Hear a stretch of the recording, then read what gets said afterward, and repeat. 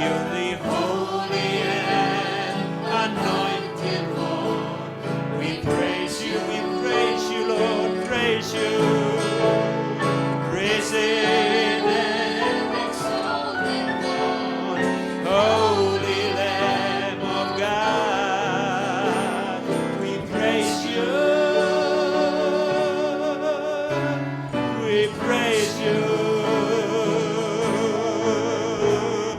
Mighty and majestic one, we praise you. Holy and anointed one, we praise you. Risen and exalted one, Holy Lamb of God, we praise you. We praise you.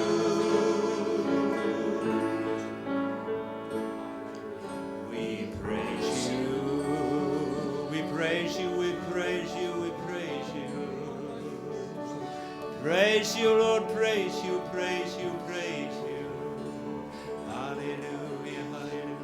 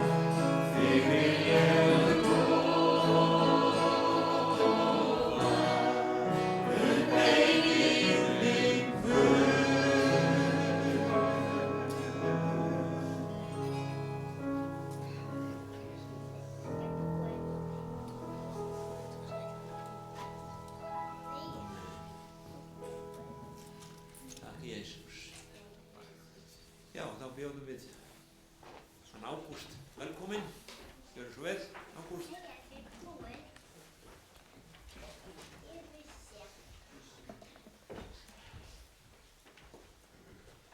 Takk fyrir sérlega ánægjulegt að fá að vera með ykkur hér í dag. Ég heiti Ágúst Valgarð Ólafsson, bý á Selfossi. Alltaf gaman að koma hingað til ykkar.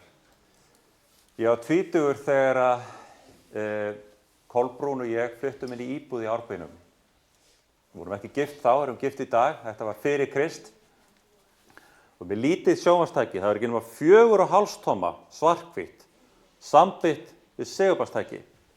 Hversu margir hafa náð segulbandstæki inn? Já, svona ágættur fjöldi. Það var eina sjónvarpið, þegar ég kveikti á því, þá var ég fullviss um það að ég gæti allavega að sé fréttir. Gæti allavega að horta á RÚV. Það var sama hvað ég reyndi. Það var bara ein stöð sem virkaði. Omega.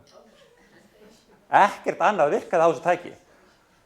Og við hlógum bara að þessu og ég setti þetta einhvers staðar upp í skáp og svo leiddist mér eitthvað 5 dögum seinna og ég hugsaði að við hlýtur að hafa yfirsést eitthvað. Það hlýtur að vera eitthvað takki á þessu einhvers staðar að það náist einhverjar fleiri stöðvar.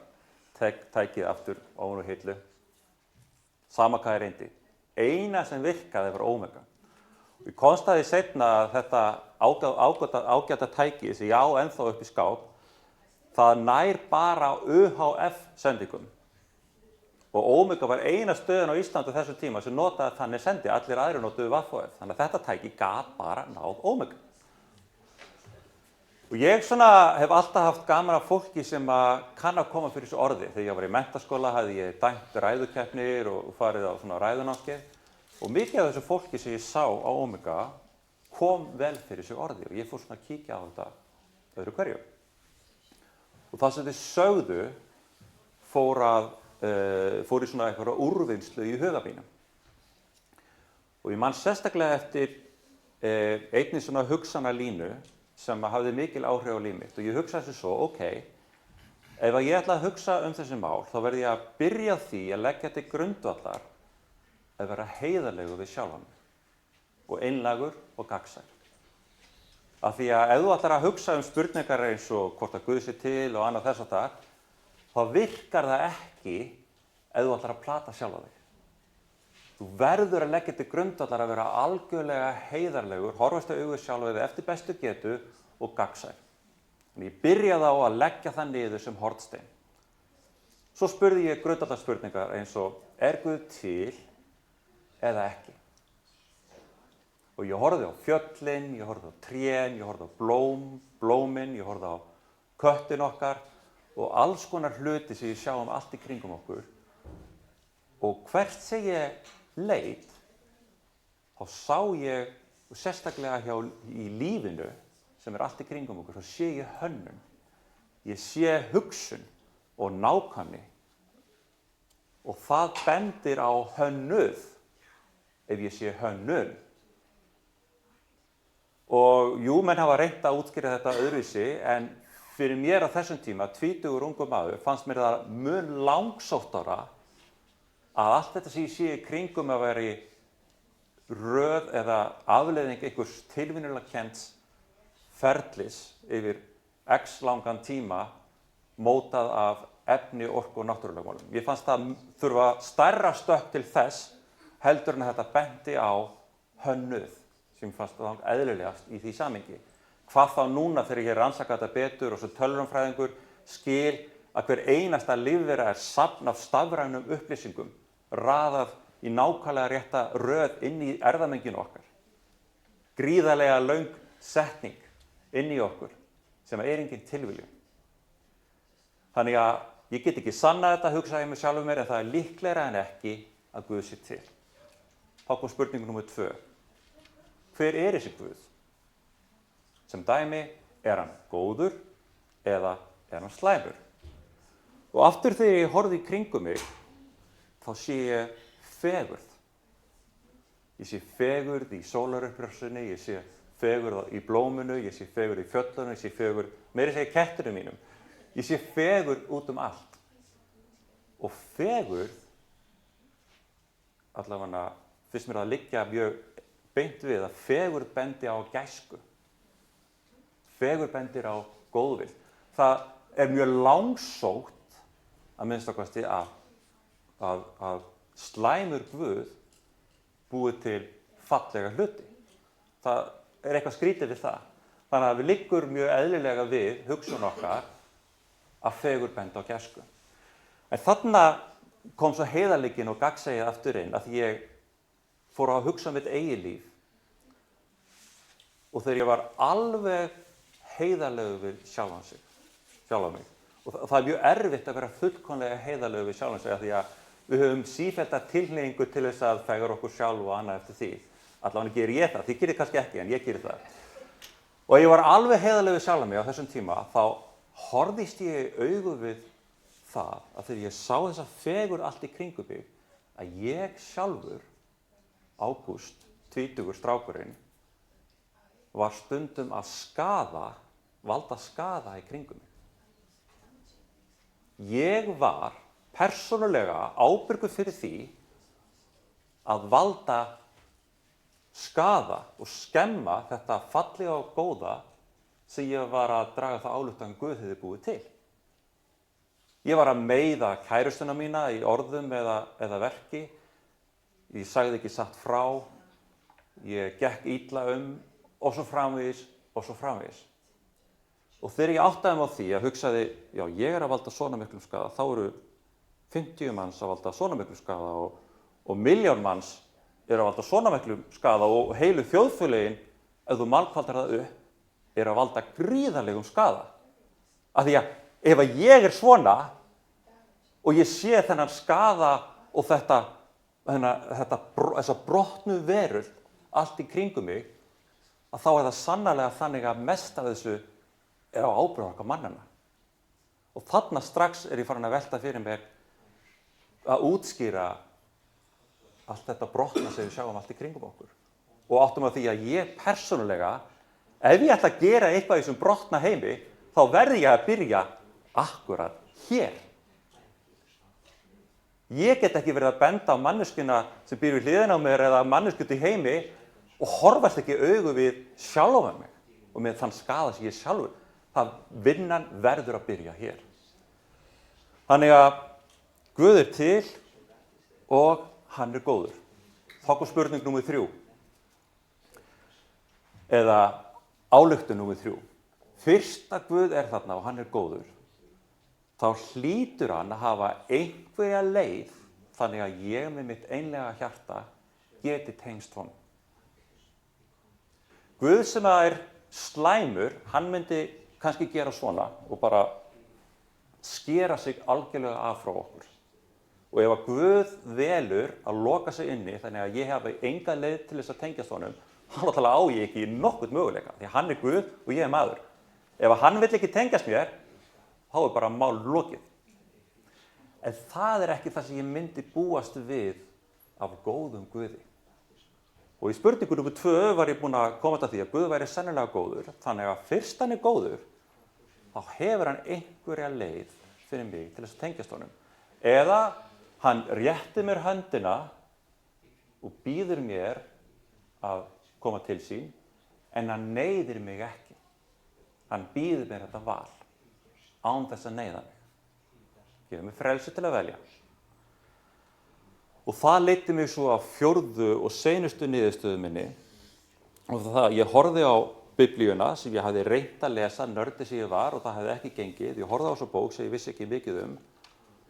Og ég hugsaði sem svo, fyrst að það er til Guð sem hefur einhverja leið fyrir mig að tengjast honum, þá ætla ég að draga það ályktun það sem ég minnstakosti nóg í Biblíunni til að ég geti tengst Guði. Ég veit ekki hversu mikið ég get sagt um þessa bók, en það er sennilega allavega nóg í henni til að ég geti tengst Guði. Og þar með var ég svona, ég má segja búinn að mála sjálfa mig út í horn. Af því að muniði, í upphafi ákvað ég að vera heiðarlegur. Og þarna kom heiðarleikinn aftur inn, af því að ég áttaði mig á því að ég gat ekki komist að þessari niðurstöðu og labba svo bara í burtu. Ég varð að gera eitthvað með niðurstöðuna ef ég ætlaði að byggja áfram á þessum hornsteini heiðarleikans. Ok, hugsaði ég mig sjálfur, ég ætla að gera þetta bara beint af augum. Ég ætla ekkert að vera að flækja þetta. Kolbrún var steinsofandi, ég var búinn að hugsa þessi mál og ákvað bara að spyrja Guð með mínum eigin orðum og sagði eitthvað með þessum hætti: Drottinn, ég hef heyrt að þú hefur sent son þinn Jesú inn í þennan heim til þess að deyja fyrir syndir mínar. Ef þú ert þarna og vilt eitthvað með mig hafa, þá er ég hér. Amen. Svona var bænin, hún var ekki flóknari en þetta. En vitið þið það, kæru vinir, leið og ég opnaði munnin til að segja fyrsta bókstafinn, þá mætti Guð á staðinn. Ég er svona frekar jarðbundinn maður.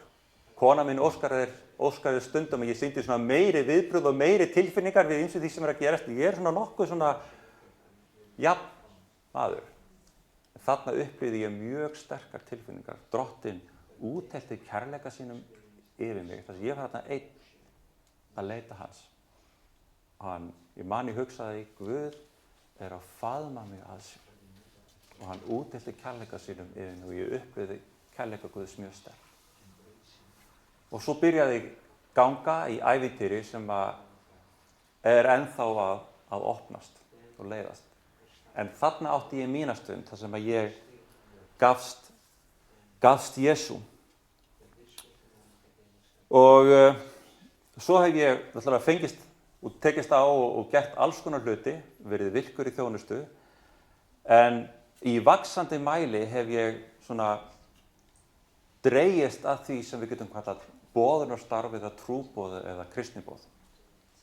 Og það á rætur í þessari stund þegar ég komst sjálfur til trúar.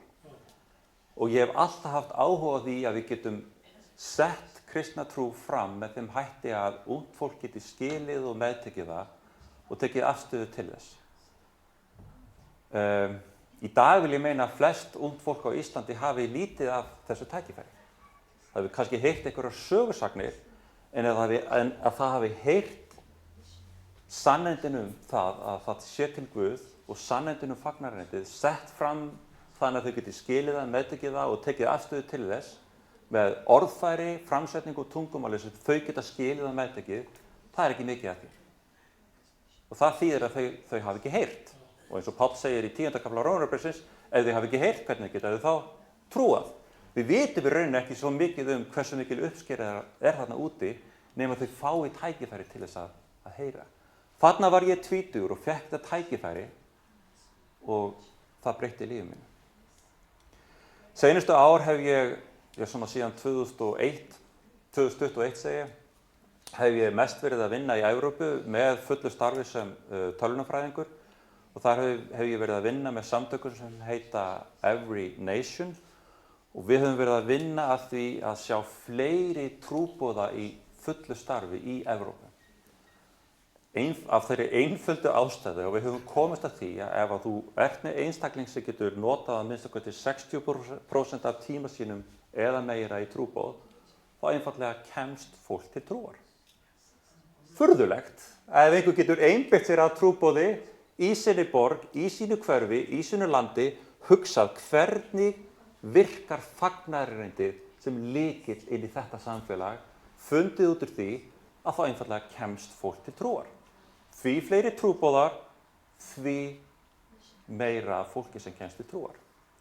Þannig ég hef verið að vinna þessu, en leið hef ég fundið innan með mér að ég svona hefur vaxið og farið vaxandi innan með mér að ég ætti að stíga sjálfur inn í þetta verkefni að vera trúboði í fullu starfi, af því að þörfin hér heima er svo sannarlega til staðar. Þannig að núna í haust, núna í október, var ég að ræða þetta við vinn minn og vinur minn sagði einfaldlega: Ágúst, er Guð búinn að segja þér að hætta í vinnunni? Einföld já og nei spurning sem ætti ekki vera svo flókin. Merkilegt nokk, þegar ég var spurður svona beint, þá allt í einu áttaði ég mig á því að svarið var já, ég gat ekkert skolast undan því. Þannig ég sagði upp á þess að vita endilega hvað væri alveg hinum megin við hæðina. Það er svona að púslast saman og það sem ég ætla að gera er að ég ætla að einbeita mér að unga fólkinu sem er í háskólanum. byrja á Háskóla Íslands og mögulega fleiri háskólum. Fara þar inn, fyrsta verkefnið bara að leita að einhvers konar opnun. Svona utanfrá séð virðist þetta apparat vera svona frekar lokað, en mögulega vinna með einhver stúdentafélagi, mögulega það velvilja starfsfólk, mögulega einhver á háskólasvæðinu eða við það sem vill bara opna heimili sitt, mögulega einhverju nemendur sem velviljaðir, einhvers konar opnun sem Guð gefur til að koma einhverju viðvarandi starfi af stað eða vinna með öðrum sem eru að gera eitthvað. Það fyrsta verkefni. En samhliða þessu og á sama tíma vinna að trúboði á netinu.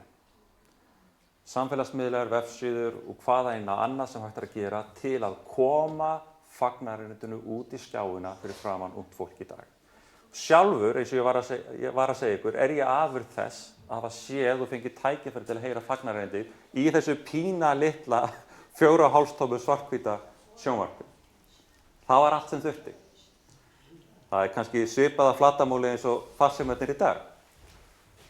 Þannig að þetta tvennt ætti að geta unnið mjög vel saman. Og svona í þessu samhengi tók ég saman eina glæru, erum við nokkuð með hana? Glæruna sem ég sendi. Það bara svona þríhyrningur, mjög einföld glæra. Meðan hann að smella henni upp, þá þetta einfallega svona þríhyrningur þar sem að frelsi hérna efst og svo ertu með trúarbrögð eða hugmyndakerfi og svo ertu með dygð. Af því að spurningin þetta, þegar við erum að tala við sem kristið fólk erum að tala kristniboð og trúboð og boðunastarf, hvað erum við að tala og hvar passar það inn í þessa spurningu, hvernig byggjum við upp gott samfélag? Ok, það er svona grundvallaratriði, hvernig ætlum við að byggja upp góð og heilbrigð samfélög manna á meðal? Þarna efst uppið frelsi, þá er verið að tala til dæmis hugsanafrelsi. Ég get hugsað og tjáð mig og málfrelsi og það er ekki verið að setja á mig einhverjar skorður það hvernig ég tjái mig og hugsa og þess háttar. Eða ferðafrelsi. Við erum nýlega búin að takast á við tíma þar sem að ferðafrelsi okkar var skert og okkur var sagt að það væri í þeim tilgangi að auka öryggi okkar á COVID-tímanum. Hvað sem okkur finnst það allt saman, þá upplifum við skorður og ferðafrelsi. Eða viðskiptafrelsi.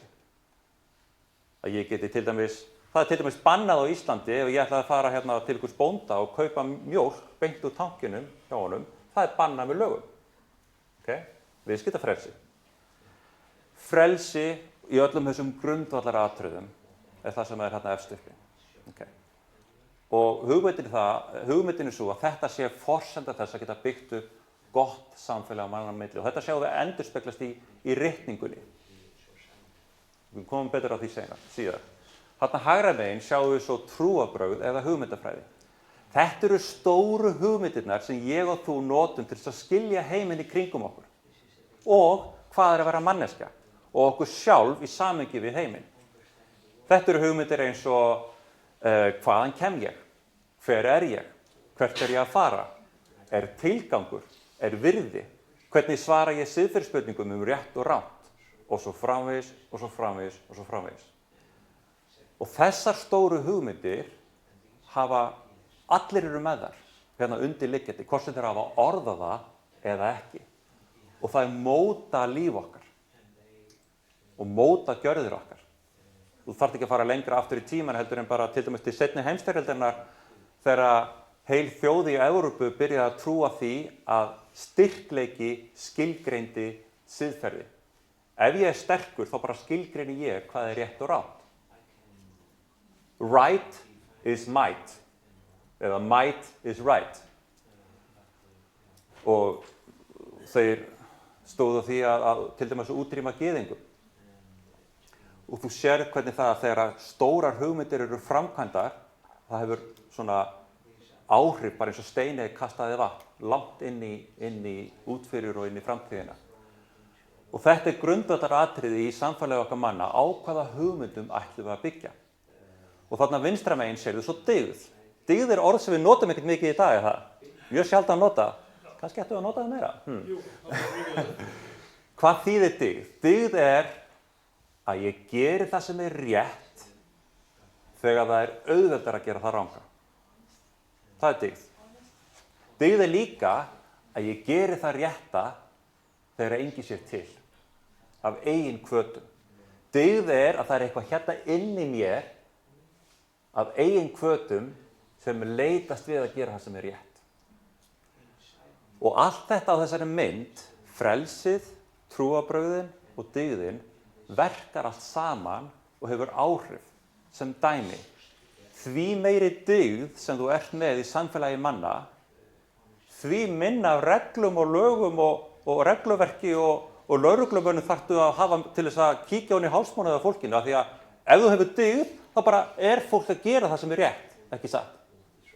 Þú þarft ekki að vera svo mikið að fylgjast með fólki. Þannig að það ákveðin forsenda fyrir aukið frelsi ef að það mikil dyggð, ekki satt. Og svo aftur, frelsi algjör forsenda fyrir hugmyndakerfi eða trúarbrögð. Alveg eins og ég upplifði þegar ég var að hugsa þessi mál, ég átta mig á því að það forsenda þess að Guð sé góður að hann gefi mér val, hann rétti mér hendina en neyði mig ekki. Þannig að þegar ég set trúboð og það sem við dreymum að gera í háskólanum í samhengi, þá náttúrulega lykilatriði að ég rökstyð tilvist Guðs eins sterkt og ég get. En það ákveðin lína hérna okkar á milli að ég má aldrei fara og lemja einhvern í hausinn við Biblíunni sem maður kallar. Af því ég verð að virða það að Drottinn hefur skapað hann einstakling og gefið honum umboð og vald til að ákveða hvað hann gerir. Skiljið þið? Þannig að frelsið grundvallaratriði þegar við setjum trúboð í samhengi. Það þýðir ekki að ég get ekki talað út sannleikann og rökstutt það eins sterkt og ég get, en ég verð að virða þessa línu og oft þegar ég að tala við fólk, þá útskýri ég þetta. Ég segi í mínu hugmyndakerfi að þá trúi ég því að Guð hafi skapað þig með umboð og vald til að velja. Og ég útskýri þetta að ég megi ekki fara að lemja henni hausinn Biblíunni en ég muni rökstyðja og merkilegt nótt, þá kemst ég upp með að segja hlutina ennþá þéttar af því að fólk áttar sig á því að ég ekki að reyna að stjórna þeim en ég vil samt sem áður rökstyðja, skiljið. Það aðeins munur þarna. Og þið sjáu hvernig það verkar saman frelsið, en svo kemur kannski að einu stærsta atriðinu að hlutverk trúarbragðanna og hugmyndakerfisins sem við byggjum á í þjóðfélagi okkar að byggja upp dyggð. Hvað höfum við í þjóðfélagi okkar í dag sem byggir upp dyggð? Skiljið þið? Ef ég frem morð, Guð forði mig frá því, og þið hendið mér í fangelsi og ég er kannski á hrauninu í 15 ár, ég tek út afleiðingar glæpsins samkvæmt réttarkerfinu, en þegar ég kem út, hefur hjarta mitt breyst eitthvað. Hefur dyggðin aukist í lífi mínu. Það alls ekkert öruggt með það. Af því að vopn og verkfæri okkar mannana, þær bjargir og annað sem við höfum, afskaplega máttlaust til þess að breyta okkar eigin hjarta. Þar þurfum við fagnaðarerindið. Fagnaðarerindið það eina sem ég veit sem virkilega fer hérna inn og stoppar mengunina að ósi, að uppsprettunni. Áskalað ósi stemma, segir á íslensku það ekki. Þegar olíulekinn var hérna í Mexíkóflóa fyrir nokkrum árum, ég veit ekki hvort þið munið eftir því, það var alveg sama hvað þeir björguðu mörgum fuglum og hreinsuðu mikið af ströndum, það hefði aldrei virkað en þeir færu að uppsprettu lekans og tækja vandamálinu þar. Alveg eins það að það alveg sama hvað við tölum að velja betri heim og viljum bæta samfélag manna, ef við byrjum ekki á því að taka ábyrgð á eigin hjarta, þá förum við ekki neitt. Við verðum að byrja þar. Alveg eins og ég upplifði þegar ég var að hugsa þessi mál. Og þess vegna, þegar við tölum trúboð, þá það alltaf í samhengi við það að við viljum sjá breytingu á mannshjartanu. Fyrst okkar eigin og svo hjá náungunum. Trúboð kærleiksrík þjónusta að gefa fólki tækifæri til að snúast til Jesú. Og þannig, eitt líf í einu, eitt hjónaband í einu, eina fjölskyldu í einu, eitt hverfi í einu, getum við séð breytt samfélag. Og það alveg sama hvert þú ferð á jarðkringlunni og meira sé alveg sama til hvaða þjóðflokks, á hvaða tíma í veraldarsögunni, fagnaðarerindið er alltaf svarið. Fagnaðarerindið er alltaf það sem getur komið inn í mannlegt samfélag og orðið umbreyting. Hvert sem þú ferð, á hvaða tíma í veraldarsögunni er ég sannfærður sýndu mér eitthvað þjóðfélag og við getum beðið saman og við getum hugsað saman og smá saman munum við sjá hvernig fagnaðarerindið getur komið þar inn. Það getur tekið svolítið tíma að átta sig á því hvar og hvernig þú getur komið í inn og hvernig það getur verkað, en það er svarið. Jesús er svarið við þetta kjarnavandamál okkar mannanna. Á öllum tímum, hjá öllum þjóðflokkum, alls staðar á jarðarkringlunni. Líka fyrir Ísland í dag árið 2024. Það er það fagnaðarendi sem við þurfum á að halda. Og sérstaklega í þessu samhengi. Þannig að þetta er það sem ég vil núna snúa mér að og hvernig ætla ég að gera þetta? Ég var aðeins að segja ykkur frá því áðan en ég er með nokkrum félagum minnum búin að setja upp bara lítið góðgerðarfélag sem er á almannaheillaskrá hérna samkvæmt íslensku skattareglunum að það er skattaafsláttur fyrir að gefa í góðgerðarfélög og allur stuðningur fyrir gegnum það, þetta litla góðgerðarfélag sem er svo bara með stjórn og allt eftir bókinni og upp á borðinu eins og það þarf að vera. Og það er svo spennandi tækifæri fyrir mig að þegar ég er tvítugur fæ ég þetta tækifæri að heyra fagnaðarerindið.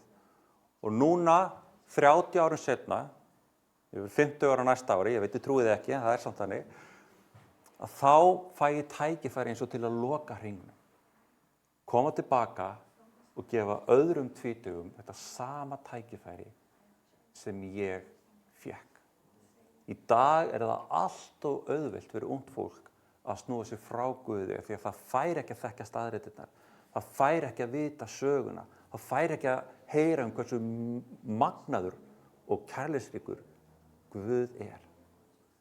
Við verðum að gefa þeim þetta tækifæri. Þannig að við ætlum að ljúka útsendingunni núna og ef einhver sem er að horfa er með spurningar, þá er hægt að fara til dæmis inn á everynation.is, senda mig línu eða hafa samband. En fyrir ykkur hér, þá ætlum við kannski að hafa smá tíma fyrir spurningar og svör. Kannski er eitthvað sem að þú vilt spyrja eða er að velta fyrir þér í einhverju því sem ég hef sagt. Og með við gerum það, þá ætlar Andrés að koma og hann ætlar að gefa þeim sem vilja, engin neyddur, en ég tók með mér svona litla miða og penna og þið getur fyllt út upplýsingar, nafn og þess háttar og þú getur haka við ef þú vilt styðja og þannig erum við að gera þetta. Akkúrat í þessum fasa núna erum við bara að byggja upp stuðning fyrir þetta litla góðgerðarfélag. Sumir gefa 1000 kall, sumir 2, sumir 5, bara eins og hver og einn treystir sig til. Sumir kannski vilja bara hugsa málið, en þá getur þú haka við það, ég vil hugsa málið, en þá bæti ég þér á póstlista sem ég sendi út einu sinni í mánuði. Og mitt markmið er að byggja upp stuðning til langstíma litið í trausti og beint við fólki sem vil senda mig inn í þetta verkefni. Og það náttúrulega byggir bara á trausti. Og ég sendi út fréttabréf einu sinni í mánuði og mun líka miða við það að allir hérna á Íslandi sem eru í stuðningsliðinu hitta þá persónulega lágmark einu svona ári. Bara til þess að byggja upp tengslin, vera með og svo mun ég náttúrulega þurfa massífa fyrirbæn inn í þetta verkefni. Ég geri mig fyllilega grein fyrir því að ef Guð lofar og þetta gengur allt upp, að þá er ég að mála skotmarka á bakið á mér. Sérstaklega þegar maður fer út á netið og er að fara þar fram og þarf fyrirbæn inn í það allt saman. Þannig að já, þá held ég sé búin að fara yfir þetta helsta. Er einhver með spurningar eða einhver komment? Sá sem skrifa bókina Guð er ekki dáinn. Já. Hefur hann ekki einmitt verið í svona þjónustu? Jú. Rice var bara rétt 20, kannski 25 þegar hann var búinn að stofna kirkjur í Ameríku, Bretlandi, Þýskalandi, Ástralíu og held ég víðar.